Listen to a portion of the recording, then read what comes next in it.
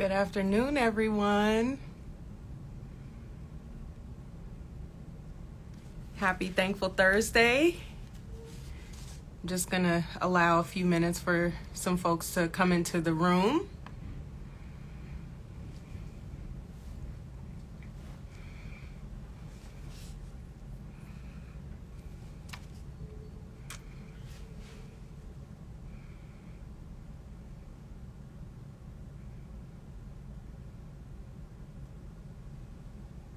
Hi, Belle. Hi, mi hermana. I hope you're doing well, love.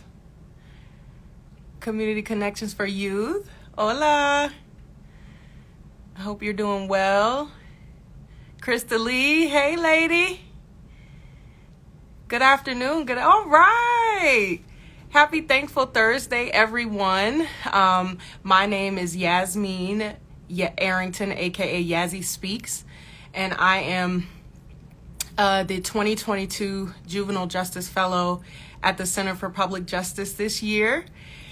So let's go ahead and Deborah. Hi, Deborah. Guys, Deborah's calling in from Germany. I'm excited. This is a good one. I'm glad you all made it. So I'm just going to jump right into the introduction, and then I'm going to pull in our esteemed guest, Crystalie, okay? The Center for Public Justice, or CPJ for short, is a national, nonpartisan Christian public policy and civic engagement organization. Our mission is to equip citizens, develop leaders, and shape policy in pursuit of our purpose to serve God, advance justice, and transform public life. CPJ works on a variety of public policy issues, including criminal and juvenile or youth justice reform. CPJ believes that faith-based organizations and houses of worship are critical to this work. And CPJ is invested in inspiring and equipping such institutions to be a part of transforming juvenile probation within their own communities. For this CPJ Juvenile Probation Transformation IG Live series, say that 5 times fast, and upcoming virtual convening, we are honing in on and highlighting the stories, perspectives, and voices of faith and community leaders who are doing extremely impactful and transformative diversion work for youth literally across the country. Diversion, or the act of diverting, simply put, is providing opportunities for youth to have alternatives to experiencing the embarrassment and criminalization of court trials, incarceration, and probation. And it is also providing direct services and supports such as mental health supports, mentoring, job training opportunities, community service opportunities, and many more to youth and their families to help them positively change the trajectory of their lives and their families' lives for generations to come. So thank you for joining us. This afternoon, our esteemed guest is Miss Crystalie Romero Smith. Crystalie is the training coordinator at Community Connections for Youth. Crystalie is also a graduate of Community Connections for Youth South Bronx Community Connections, or SBCC program. Crystalie is, I'm not going to read her whole bio I'm not going to steal the thunder. You're going to fall in love with Crystalie just as I did. So without further ado, hello everyone. Thanks for joining us. So without further ado, I'm going to bring Crystalie onto the screen, okay? 1 second. All righty.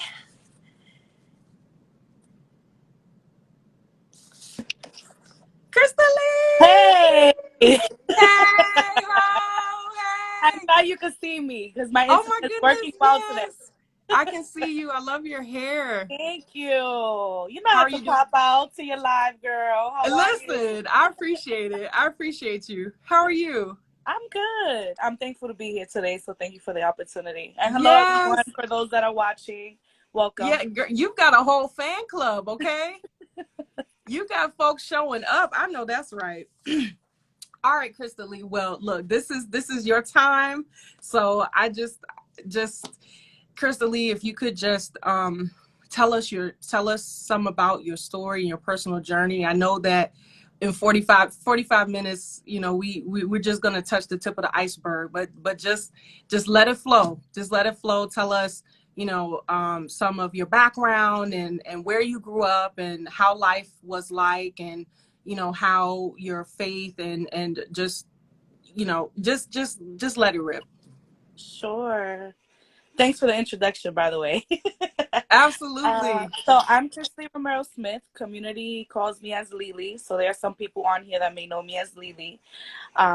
And I am a South Bronx baby, born and raised in New York City in the Bronx.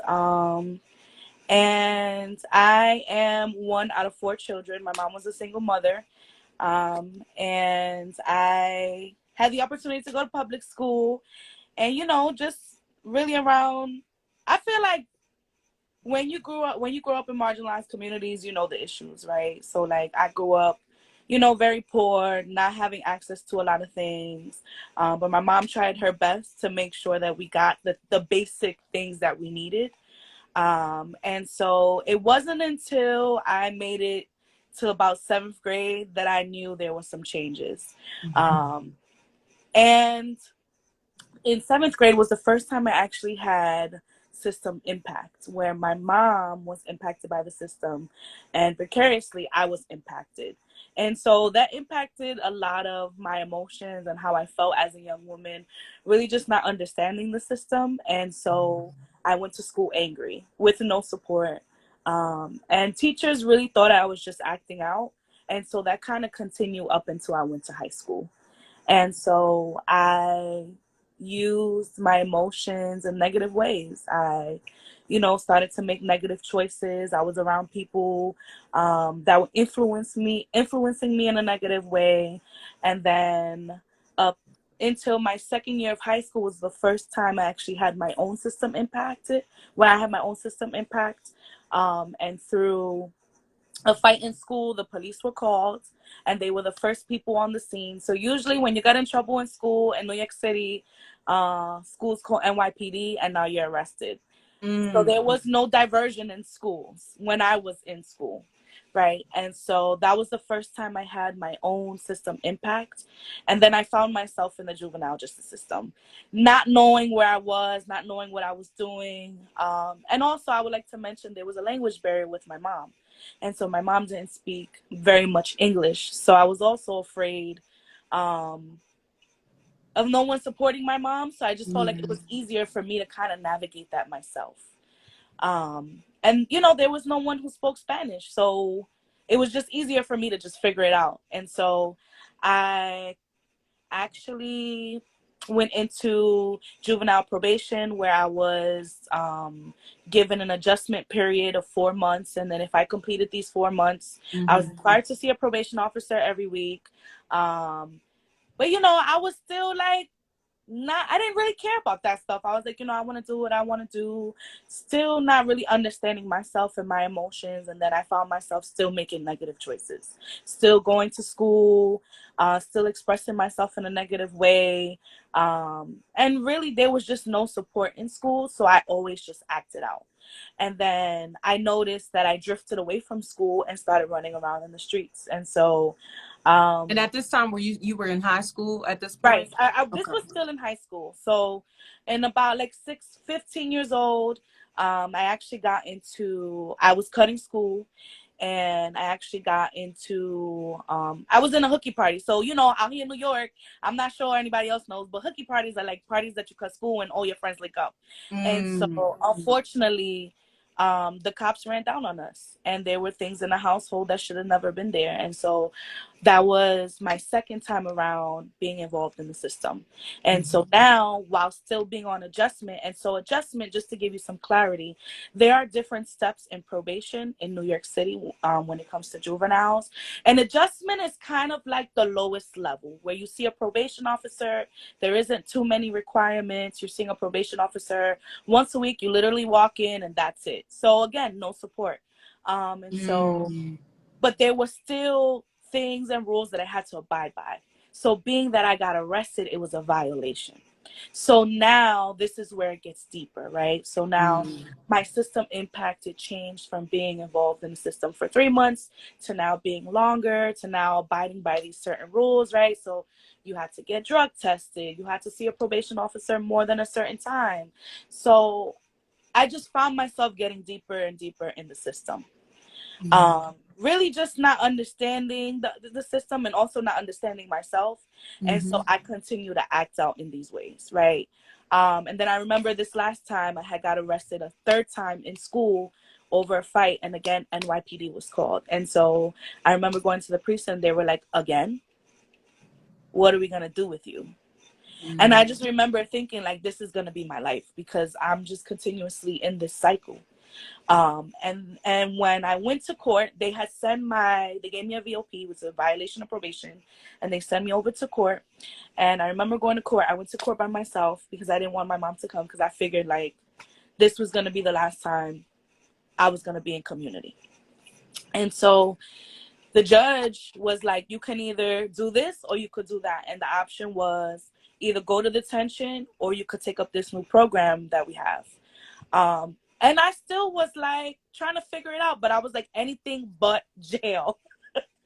So I took the program, and it was called Community Connections for Youth, South Bronx Community Connections. And it was a program that connected young people into different sites in their community based on their zip code.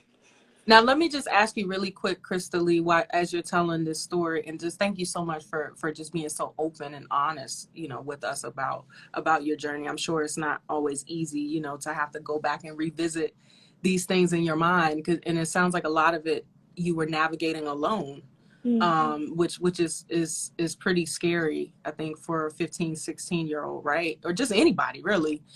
So how did you learn about community connections for youth? Like, did the judge or Well, did the judge recommend it, or how did that work? So the judge at the end said, well, we can give you this program. If you're willing to try it, you're mandated to go for 6 months.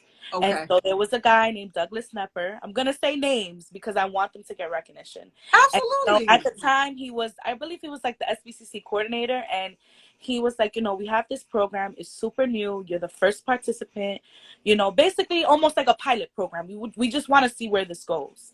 And I was like, yes, when can I start? Can I start today? I love it. Right. But I was still in that contemplating stage, right? I was still like contemplating, is this for me? Do I want to go back and do the same thing? Just really just battling between negative and positive, right? And so I actually took up the opportunity, and I met with Douglas and a mentor named Gretchen at the time. And it was actually in a church. I can't remember the name of the church, but it was not too far from where I lived. And unfortunately, it just wasn't for me at the time, right? Because I felt like I needed to be in a different space. And I was also struggling with my own beliefs, my own spirituality, my own faith. Because again, I really didn't know who I was and what I wanted in that moment. And for a lot of young people, that's their truth, right? Absolutely. They're still figuring out what they want and what they need. Yes. So I kind of got lost, and people were looking for me. So CCFY was on it. They were on it. Like, they were like, no, we're going to find this young woman. We're going to figure out where she's at. And so Jeanette Bocanegra at the time, who was their family engagement coordinator specialist, but she does a lot of great work in community. She tracked me down, and she knew my dean at my high school. So she wound up showing up to my high school. I know that's right. So I was like, hold on. And she was like, well, what can we do to make sure that you come to program so that you don't go back to court? And I just remember telling her, like, I want to be in a different space where I could meet other young people who essentially knows what I'm going through, right? Because I felt like when I was in school, nobody really took the time to really understand what I was going through at home, in the streets, and just my own personal shit. Like, like, especially as a woman, there are so many transitions that we go through, right? And so I felt like I needed to be in a space where people understood me and could also pour into me. And so she was like, well, we have this community center not too far from your house named Batanzas Community Center. If you want, you could check it out and go. And I went and I fell in love. It was the first time that I've been in a community center that wasn't far from my house and that had all the things that I wanted to participate in. And so I went every week, and I started going more than once a week. And I met some pretty dope people there, and I was working one-on-one with a mentor, and also collectively working with other young people. And in these sessions, I was learning skills about leadership, about my voice, about my truth, also around what it looked like to heal and find yourself spiritually, emotionally. And so I was connected to some amazing people there. And I remember this one situation, I kind of was like all over the place. And I remember going into Lisette Nieves' office, and I hope she's on this live, and just letting her know, like, I don't want to tell the whole story, but I'm going to tell, parts of it, where I was just like, I can't do this anymore. Like, I am done. And I remember her being there for me.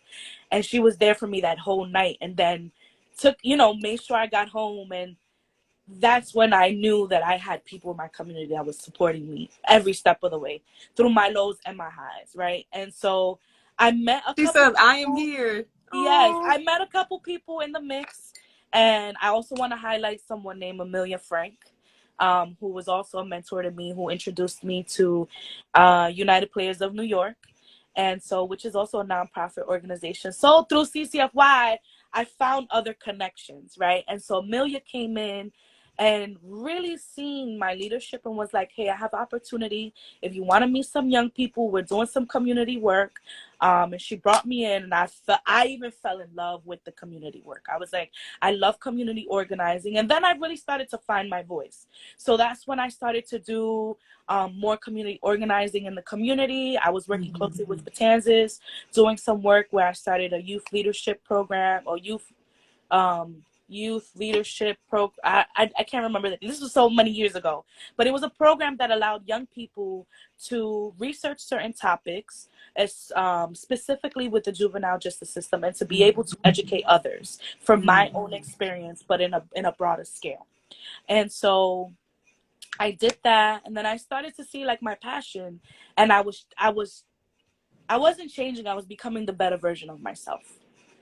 And there were other people, there were more people along the way who really poured into me, and I wish I had all the names to give out, because I couldn't do it alone. And then I eventually finished high school, completed all my programs, and I just found myself back into the work. It kind of like, it chose me in a way. And then I stood connected with CCFY. I became one of their mentors through the program. And then eventually I became a researcher from one of their participatory action research projects that was focused around girls and their relationships and how those relationships contribute to their choices.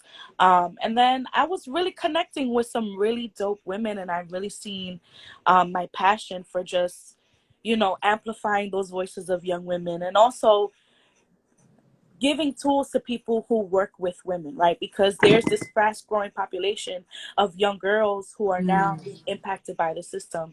And when we think about the system specifically, when it comes to young people, we see that there's a lot of young boys, right? And so there's a lot of programs geared towards young men, but what does it look like for young women? And so I worked on this project with Amelia Frank, Shaniqua West, Devontae Lewis, Whitney Richards, Calathis. She changed her name. Sorry if I get the last name wrong. But I worked with some amazing people, and we just researched for a year. And then through that project, we created a book. And there were some amazing topics that were in the book. We talked about like adultification of women, of Black women, right? Girls being seen older than what they are, the emotional labor that women were experiencing, right, during these, transitions in life, the generational trauma. And for me, was a big part of who I was, because there was, as I mentioned before, right, there were some things that were passed down to me because of my mom, right? And her mom, right? And all that pain that I was experiencing that I really didn't know that belonged to me. And so through this project, I was able to see that, right? And so, yeah, Belle, Belinda, I'm so glad you're here. Yeah, she's Yes, you're getting powerful. a lot. I love Yeah. this, the interaction. So Luna BX said is Youth Leadership Academy, Yes, Youth Leadership Academy. LYA. You know, I'll say this, it's been so long. I'm No, still you're trying to fine. get it together, but we on track. We on track. And so through that project, we started to train people about, you know, what it was to work with girls, what are some of the impacts that young women face, not only just in the system, but just in general, what it looks like to work with young women. And so we were doing this on a national, local level.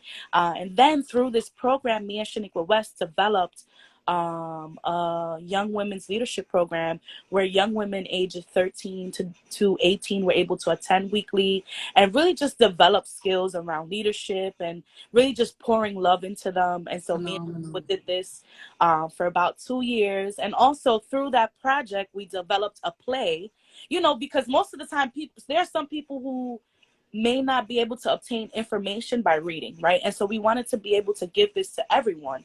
And so Yes. through that, Devontae Lewis, who was also a part of our project, developed this program called Writers Project, where young women were able to write their stories and essentially create a play out of it.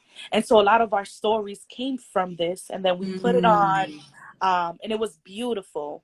And then I continued on my work. I was like, you know, I want to explore more. I was also transitioning, trying to find out where I wanted to be professionally. And so Mhm. I, again, still having this connection with Community Connections for Youth, right? So I've been connected to CCFY for almost over 10 years now.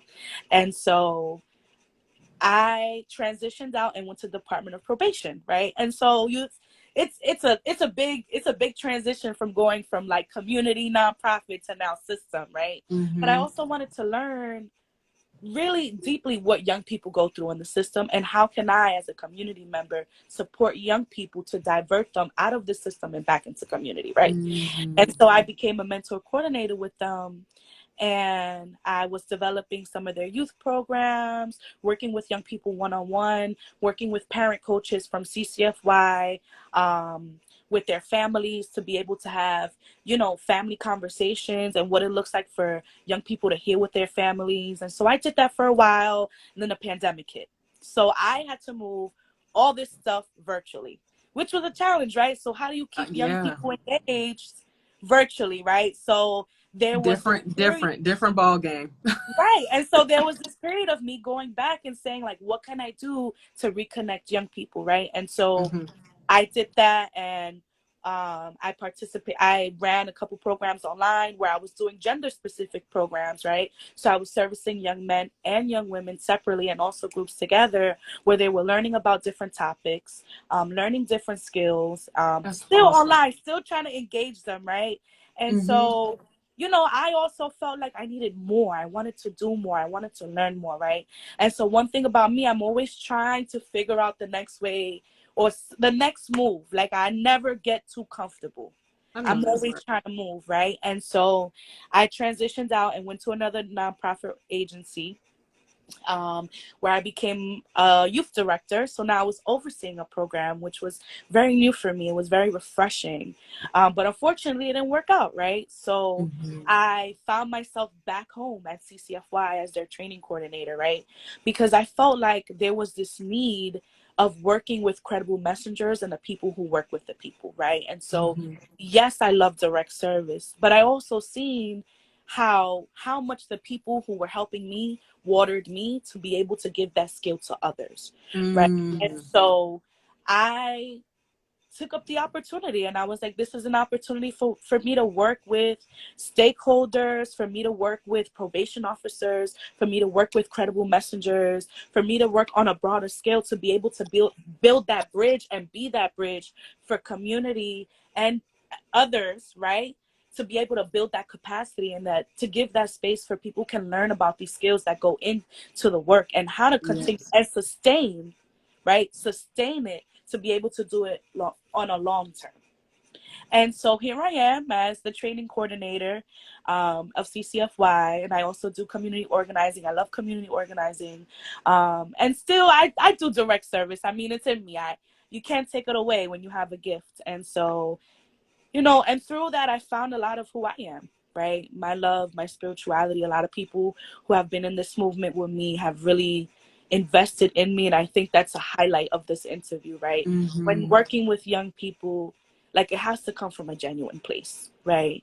And you have to do it with love. There are some people who may Yes. not do it, but when you do it with love and when you do it with good intention, there's a bigger outcome, right? And so like I would not be sitting here if it wasn't for the love and the passion and the insight that people have given me, right? And also there have been, I needed some academic fuel, right? To be able to be like, I needed to get trained in order to be able to train others.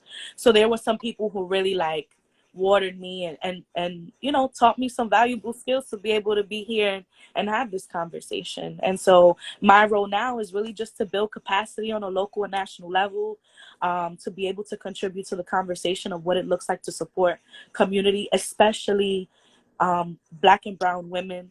And what does it look like to amplify those voices of young people who have been system impacted and now trying to find their way?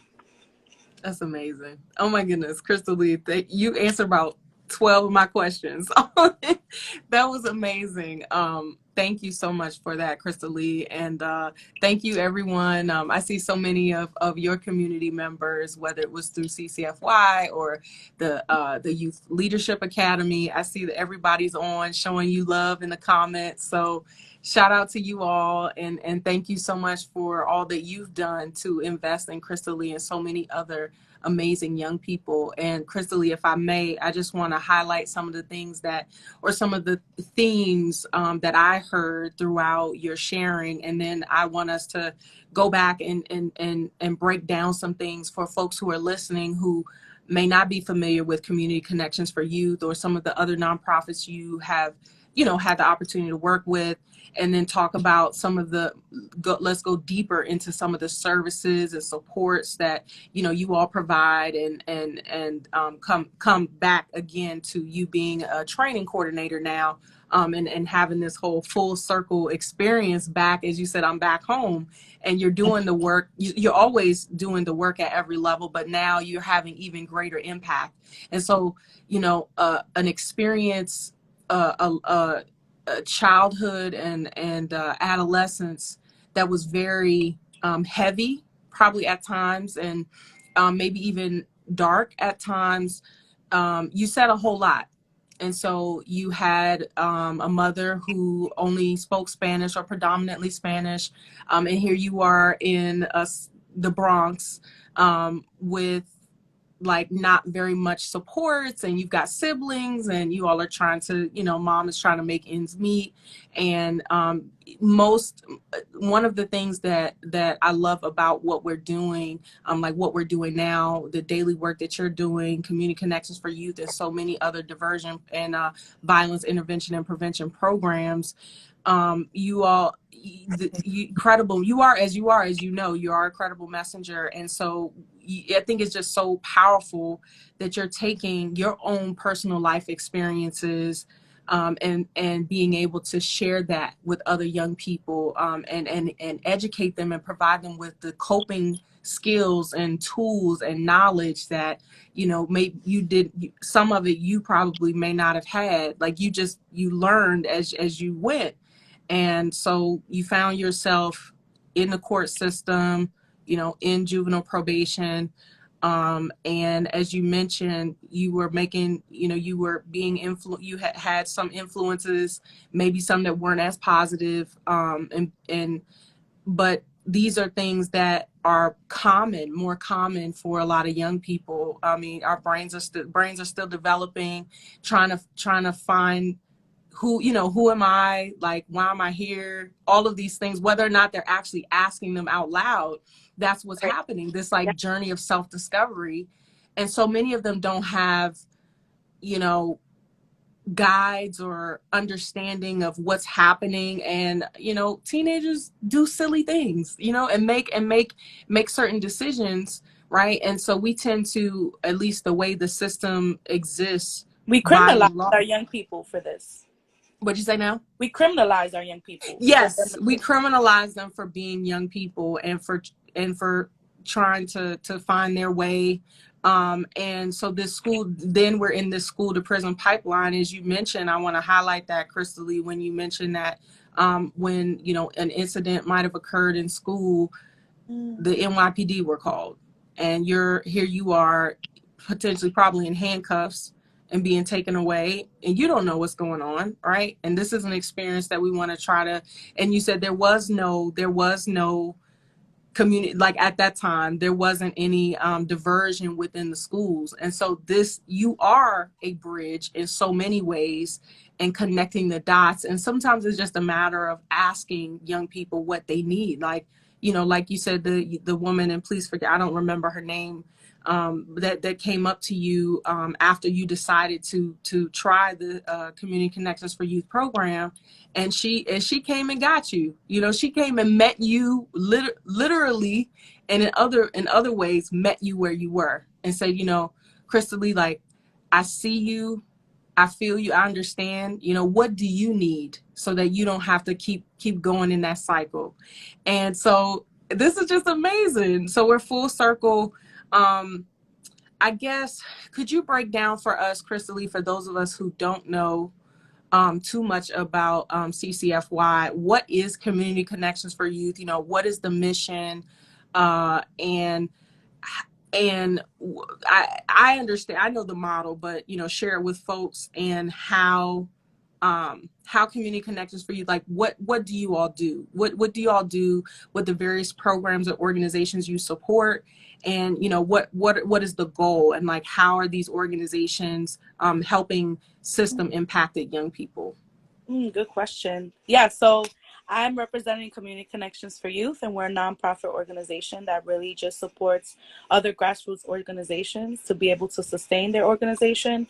But we're divided into two parts, right? And so we have um, SBCC, which is a program of CCFY, and then we have our TA, which is technical assistance, which I work on. I'm on that side, but specifically our youth side connects other young people to other grassroots organizations. And so the model just allows young people to be reconnected back into their community, specifically through a skill that they are interested in, right? And so we get our young people, we get referrals from Department of Probation. So we work closely with System Department of Probation, where they're able to give us some referrals to redirect young That's people wonderful.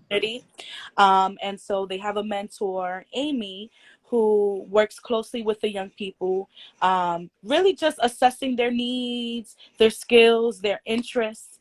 And then we reconnect them into other programs. Mm-hmm. So, for example, we have a program called Yuka, which is also a faith-based organization that focuses on art specifically. And so we connect young people who are interested in art and creating and being a creative to connect them back to that. And so that's a way that we connect them back into community through SBCC. And then the TA, which is the training team, I provide technical assistance to community, other nonprofit organizations, to system on a national and local level. And so we work closely with Department of Probation, specifically to Next Steps and Arches, which is a program of Department of Probation, which is a to incarceration program. And then we work closely with other in other areas. But specifically, I work closely with Department of Probation, which is interesting because I had already worked with DOP, and so now I'm here on another level working with DOP. Again, still with that bridge, which is Yes. because I'm always connected in some way, somehow. Things always come back. And so as a whole, that's kind of what we do. So there's plenty of people at CCFY that do amazing work. We also, I didn't mention, we also have parent coaches. So these program coaches are parents who also have had impact, whether that's their own impact or vicariously through their child, their grandson, their nephew, niece. And so these parent Mhm. coaches understand the system and now here to essentially support other parents through the system, right? And so it's a familiar thing, right? When the young person is Yeah. impacted, the families are also impacted. And so what is it Yes. like to support families to be able to have someone there to support them in that way?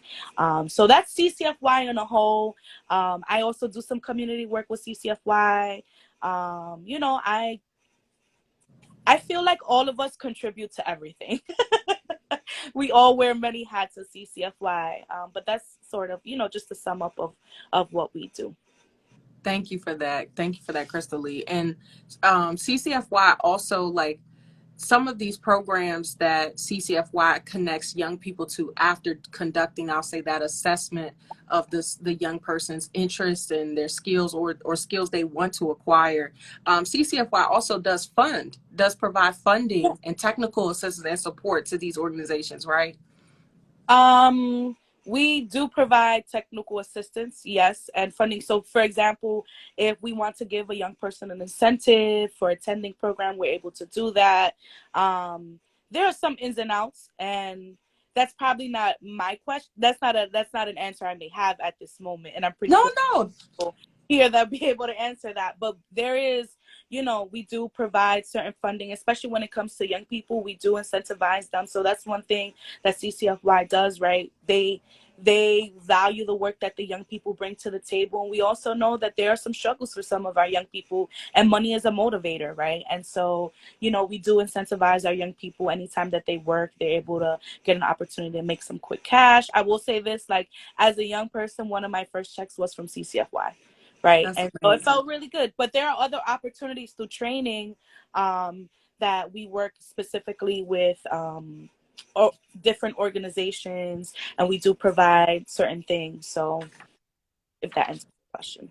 Yes, it does. It does. Also, you So know, and this role to me is also new, right? And so I am, you know, I just currently got back on CCFY, and so a part of it is also I'm still learning, and I think that's also one of the things that we also have to highlight in this work, that is so important, that we continue to learn, we continue to educate ourselves, so that we can be, you know, efficient for our young people and community.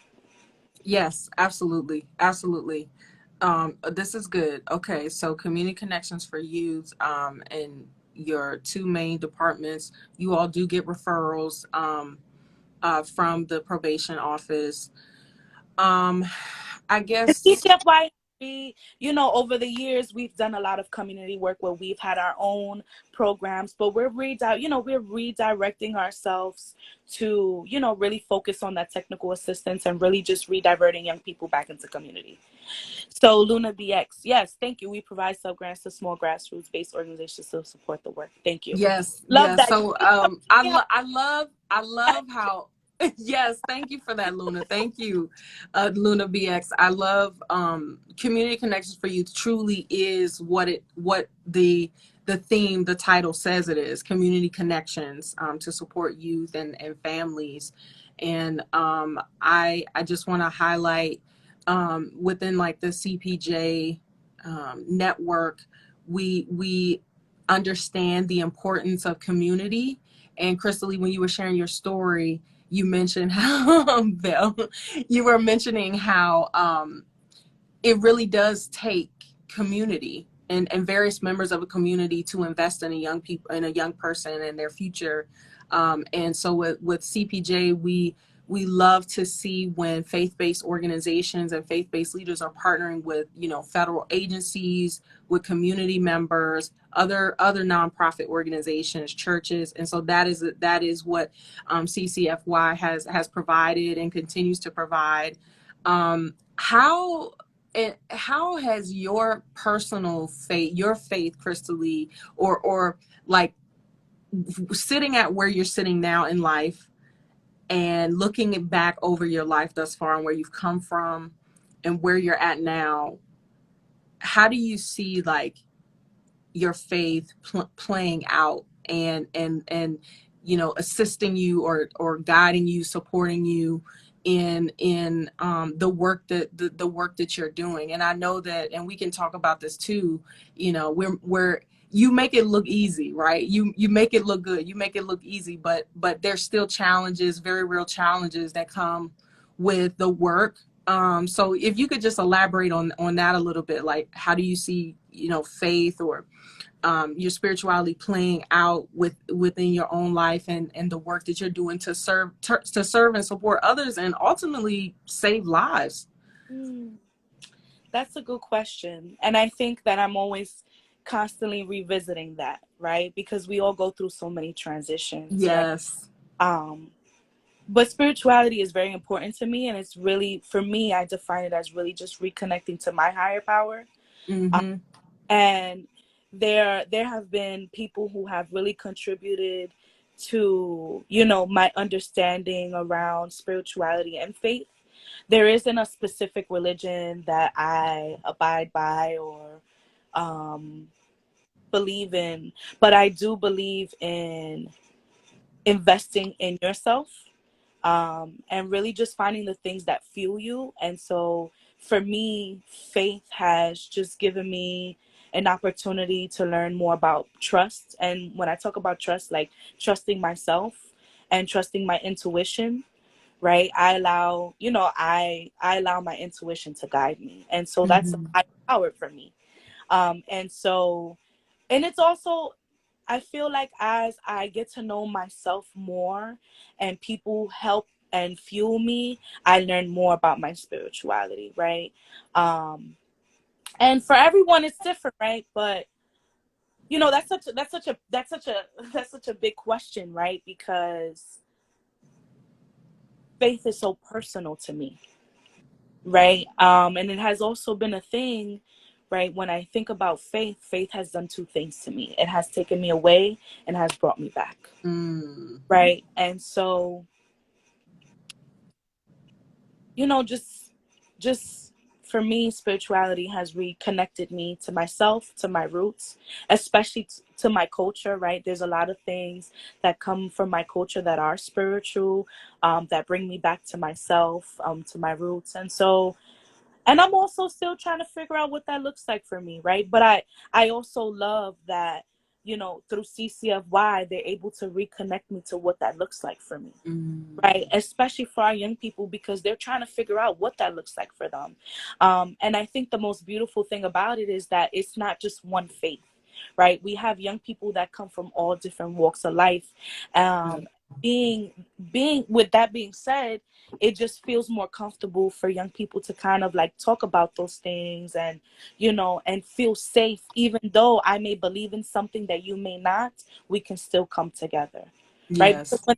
when people think of faith, they think of a specific thing, right? And it doesn't have to be Like a specific, specific religion or right? tradition or mhm. Right. But you know, that allows you to bring other people into the table and say, like, okay, you believe in this and you believe in that. And we're able to kind of like, you know, take things from other people and feed into other people. But for me, you know, I'm still learning what spirituality and faith is, right? Because you know, there's always gonna be transitions. But for me, you know, my culture is so important to me, and it really brings me back into my spirituality. So I'm Puerto Rican, and you know, I grew up in a Puerto Rican household, and so if y'all know the Boricuas, y'all know that they be on their spiritual stuff sometimes. But learn, you know, where I come from, what's on my island. I visited Puerto Rico recently, and it just felt really good to be reconnected. And you know, these are conversations that I'm also having with my mentors and people in the community, and what that looks like for me. And so it's also a growing process for me. But you know, the biggest thing for me in faith is just believing in yourself and continuing to walk in trust and intention, and allowing your higher power to also guide you when you need it. Mm. Thank you for that. Thank you for that, Crystalie. And I appreciate your transparency. And yes, you're right. Faith and is an ongoing. It's like it's ongoing discovery, in a journey. So I appreciate that. And it's a beautiful thing that Community Connections for Youth, which is a faith based organization and has faith leaders within it, and founder and executive director, Reverend Ruben Austria, as well, and Belinda. So this is just amazing. You've already shared. I don't want to I don't want to I don't want to be repetitive, but I also don't want to miss anything.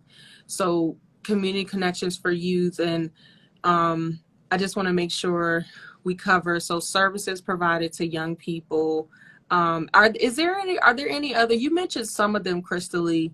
Are there any other like supports, whether it's for the young people themselves or their families, that we haven't mentioned? I know you Yeah, mentioned I kind of mentioned. monetary is. Right. So in the past, we have worked closely with certain high schools. So, well, when I was with United Players and we were subgranted by CCFY, they were our physical sponsor for United Players. During the time, we were working closely with high schools.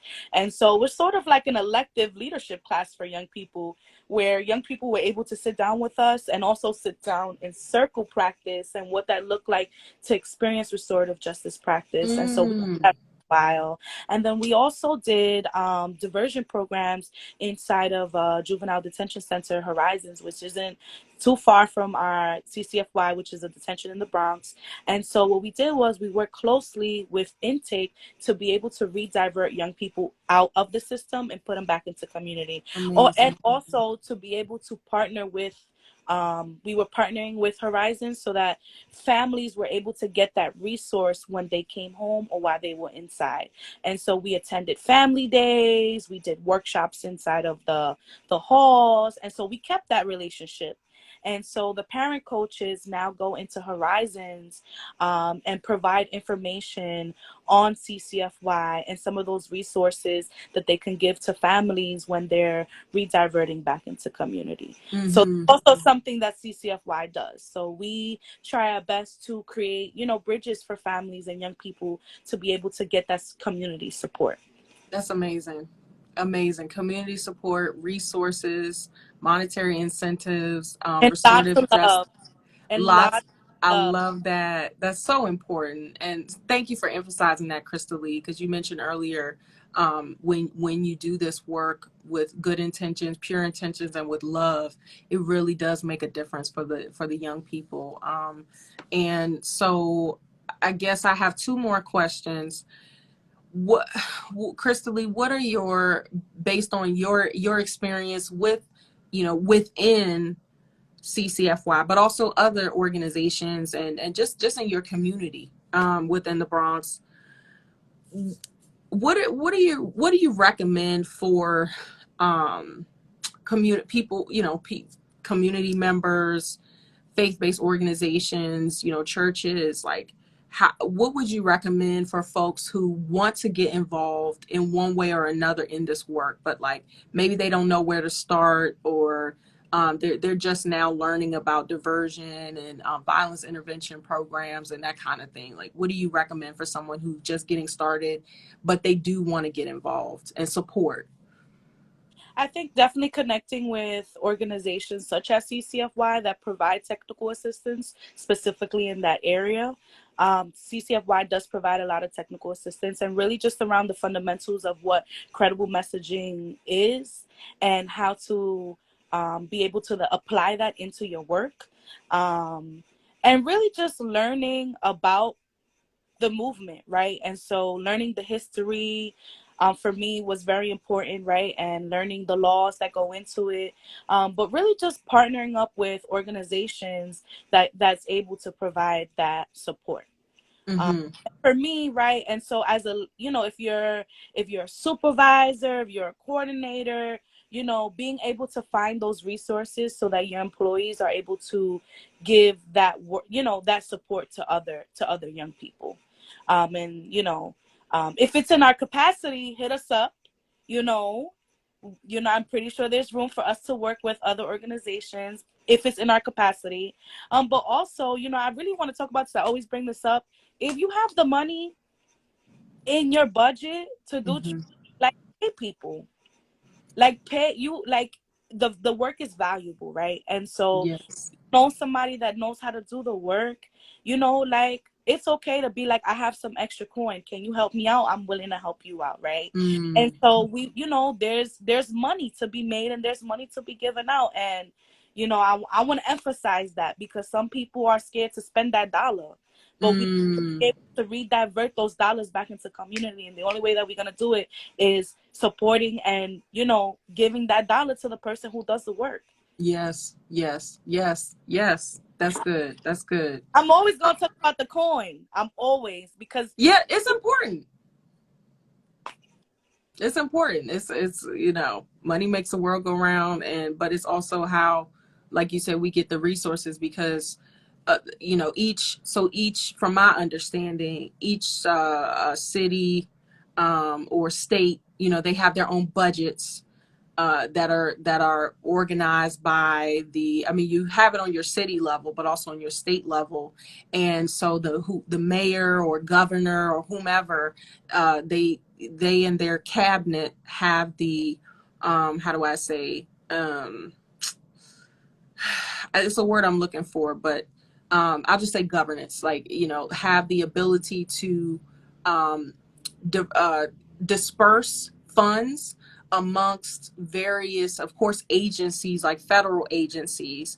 But a lot of these federal agencies provide these supports throughout the community. But as Crystalie mentioned, this word capacity, a lot of agencies don't have the capacity or the people to be able to do the work. And so what oftentimes sometimes does happen and can happen and should happen is that more of these dollars, as opposed to hundreds of thousands or millions of dollars being invested into or sent to like juvenile probation systems, or, you know, detention centers and things like that, why not redirect a lot of these resources and funding into grassroots community-based organizations with people who are feet on the ground, like Crystalie, to the organizations, right? And so, and that includes, you know, private funders, family foundations, individuals. So you're right, Crystalie, and I'm glad that you said that. You know, we've got to put the money where the work is being done, and to also support the young people and communities who need it, who need the resources. So absolutely. I think I would like to end on this note, Crystalie. We talk a lot about you know, credible messengers and the work that you all do. I mean, it's, we can't ever really do it full justice, like, because it's more than just, it's not just a job. Like, you all are immersing your whole self into this work, and you get connected to people, and oftentimes probably even become like family, or you know, you just become really close, you develop relationships, and I know that this work can be draining at times, it can be difficult. I mean, although it's challenging, it is rewarding work. But can you just share, Crystalie, like, have you established for yourself any self-care practices, and or how does community connections for youth and you yourself, as you provide technical assistance and training, how do we begin to, or how are you all incorporating, you know, I'll just say self-care and like preservation, like, and I mean it in a positive way, like of self, so that you can get what you need and be rejuvenated to and you know, the people you're connected to continue this work. Yeah. Listen, my people make sure that I take care of myself. Good. Which I And love. we need that sometimes. Yeah, We need people to tell us, like, look, you need to take a vacation, you need to take a break, you need to. which that's one of the things I actually admire about CCFY, is that they really do care about their people.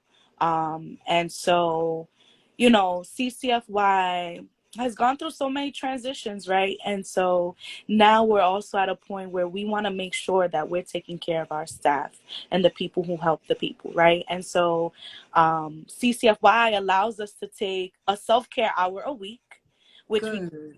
we get 1 hour, one paid self-care hour, which I love because it allows me to take care of myself. And so um,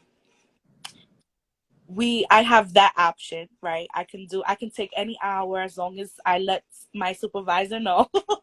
But we're able to do that. I do feel like, you know, for a while when I was doing the work, I kind of got lost in it, right? Because I was so dedicated to the work, and then I kind of lost myself, you know, and a lot of us, who, you know, put a lot of love into this work forget about ourselves, right? Yes. You know, because some of us give up our own light so other people can shine, but our light matters too, right? And so I really had to learn what self-care was for me. And so, you know, and also this is a never ending journey, because as we transition, there are some things that we remove and we bring in, right? And so self-care for me really just looks like being around those who love me, taking the time to do things that I love, right? So I'm very passionate about art. One of my mentors, she's on this live, Amelia, she has really helped me see myself and has also given me the tools that I need to be able to be a creative. And so art is something that I turn to when I really need some self-care. Mm. And so Do you CCFY, paint? Do you paint? I'm not like a professional painter, but like I would throw You some don't have to be. canvas. Well, I was asking because when you said art, I mean that could Well, look I like so many different things. That's why I asked. about art, I'm talking about anything that is creative. I Hmm. love to fool around. Like I feel like I could be a comedian too a little bit. But Yes, I can see that. I can see that. Yes. but anything that just gets me to creative, right? And so like that makes me feel good. So I like, and I also do some other things to take care of myself. But CCFY has also created, now we're actually doing an August self-care session series. And Valetti, I believe she was on here, Valetti and Jamel, who are facilitators, opens the space for us to meet virtually and in person to kind of like talk about those struggles that we face as community workers, advocates, credible messengers. Um, That you got. Look, side note, you got some fans. Everybody is like, "Oh yes, okay." So Crystalie, we need to give you a mic and a stage, okay? I think something going, Yazzie. Like I, Yay! You yeah, know, this is how it happens. This is how yeah. legends are made, okay? Doing the self-care sessions where people just really just talk about some of the things that they struggle with as a credible messenger and how community supports them. And so that's also a way for me to connect with others and learn about some other self-care tips. But I really just appreciate, you know, CCFY's dedication to making sure that their people are always okay. And that's one thing that I really like, I love. And I feel that if you are a nonprofit organization or even just an organization or system that really just, you know, that has people who support people. Remember, we're dealing with trauma, we're dealing with a lot of pain. And so making sure that your workers are okay. It's okay to ask someone, how are you today? You know, like it's okay to say, like, what can I do to support you? And if I can't support you, what can we put in place so that you get that support, right? And so that's a way to sustain the work, is to making sure that your workers are being taken care of, right? Because yes, the priority is community, but we are community as well. And so if I'm not well, then nothing else is going to be good, right? And so making sure that you also make your staff a priority when it comes to self-care, right? And just even just bringing up that conversation, it doesn't have to be that y'all give them a self-care hour, but just even providing the tools or even workshops or even just having that conversation of what that looks like. And self-care, you know, really just it helps me, you know, it sustains me. And you know, I was telling the facilitators of the group last night, and I was like, even 15 minutes has fueled me, right? And I had a creative block for a while, and when I went to that session, that after that session I started to create again, right? And so it's the little things that matter to me. And you know, if anybody's in need of self-care tips, you know, Pinterest, you know, provides some really good creative self-care tips. Reconnect with other organizations. Listen, everything is online now. And I'm pretty sure, Jazzy, you have some tips for that. But don't be afraid to ask questions. A lot of people are afraid to ask for help and ask. And, you know, I just want to say that's something that I had to learn how to do even now as an adult, right? You know, it's okay to ask questions and seek for advice and put yourself first sometimes, because that's what you need. Mm, beautiful, Yes, we all beautiful. love the self-care session. I sure do. Crystalie, thank you, my dear. Is there anything else? Is there anything that we've left out, or any you have a final gem or a nugget of wisdom you want to share with us before we wrap? Um, well, first I want to say thank you to CPJ and you for allowing me to be a part of this. It's a pleasure to be able to share my story, and I wish I could have shared more. But Oh, we're bringing you back. This isn't the last yeah, time. Just know that. a lot of parts of me that I'm still unraveling as well, because as I said, like, life has so many transitions, and there isn't just one, right? And so, I am who I am because of the people who watered me, right? And Yes. for me, I'm a garden because everyone else has put a flower in my garden. No one has given me sun, given me, the soil, the rain, everything. I couldn't be here without someone. And so I just want to give the shout out to people who have been there for me through my ups and my downs, through my highs and my lows. And it feels really good. And if you're a provider, if you're a nonprofit organization, or if you're someone who works with young people, do it with love, do it with good intention, educate yourself, learn about your culture, and continue to do the work, because we need you and these young people need you, and we can't do it alone. So keep it moving. Thank you, Crystalie. Thank you so much. You're amazing. I appreciate you. Thank you, Jazzy. You are too. We got something going here. We do. And we're gonna keep it going. Okay. I'm telling you, this is not the last time. Thank you so much for sharing. Just some, like I said, I know an hour doesn't really do it enough justice, but we've covered a lot of ground. And CPJ, we're having a virtual convening in October, so we're definitely gonna bring you back for that. Right. Follow us at CC4FY. Look us up on Google, Community Connections for Youth. Chat with us. Follow us.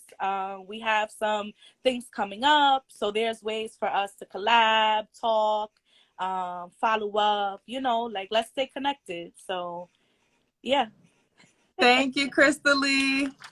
Thank I you. love you. Have a great day. Okay, you too. Thank you. Peace. Okay, you guys. Everybody, Amelia, I don't know if I've met you yet, but thank you for all the love in the comments. Belle, thank you for the love. I know there's some others. I can't tell your name just by looking at your handle, but Luna BX, thank you all so much, and everyone for joining us. Crystalie, thank you so much again. You also, this is the fourth interview within this series about transforming juvenile probation. And we're focusing on successful diversion programs.